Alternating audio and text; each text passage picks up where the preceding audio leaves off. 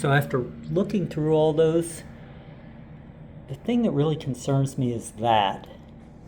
I thought it might be a wadded up napkin at first, but I think it's a conch shell.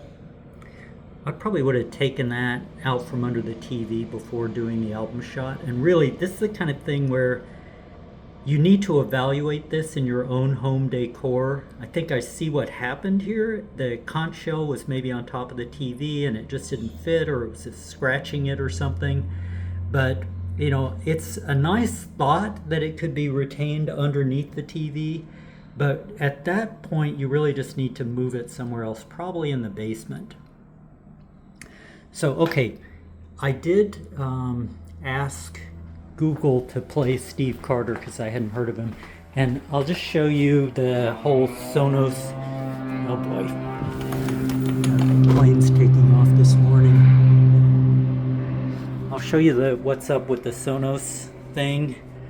Maybe you heard about that lawsuit, but okay. Hey Google, play Steve Carter. Sorry for the reflection. Okay, here's Steve Carter Group Bridges on YouTube Music.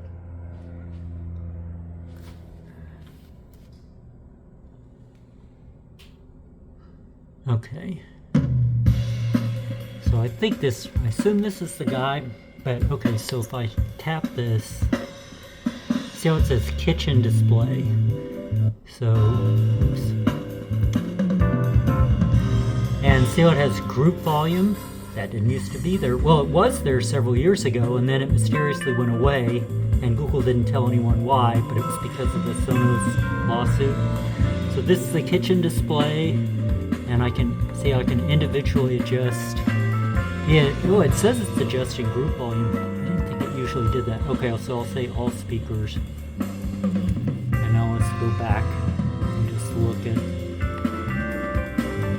Okay, that's how it normally works. So that's kind of weird. When it's just on kitchen, it says it's adjusting the group volume, but then when I do add the other ones, it doesn't, which is kind of the way you would want, right? If you just use the individual volume control here on the back, you would just want it to adjust the relative volume of this one, right? And I'm guessing that's how the Sonos speakers work. So I'll just show you my speakers just for funsies. So obviously there's this one, there's the bath display, there's bedroom speaker, living room display, living room pair, and living room sub, which isn't really a subwoofer, but I'll show you. I got all of these on Black Friday. Some of them are quite old, so just every year I end up, I get something on Black Friday as a present for myself. Well, let's turn this group volume up a little bit. I don't think you're going to be able to tell how it sounds, but it's not bad. And so this is a stereo pair that, normally with these smart speakers you just have one, but you can pair two of them together with this particular model. And then that was a really old one that was kind of muffly and bassy.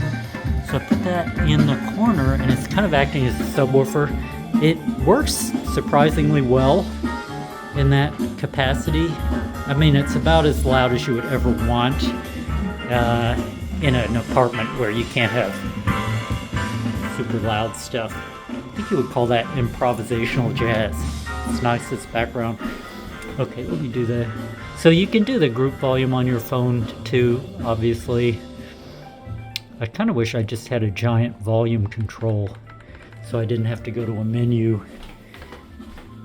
Somebody should make that. Okay, so that's 1, 2, 3, 4, then 5. This is the original Google Home thingy. This is many years old and it's still going along pretty well. Oh no, actually, you can hardly tell. This is the original Google Home in here. Compare with... This is once they bought Nest, they rebranded everything Nest. This is the Nest Hub Gen 2 that has the radar. Either that's the radar thing for sleep tracking, or it could be a photo cell, but that's the one that has the radar thingy. But I moved it in here when I stopped using it for sleep tracking.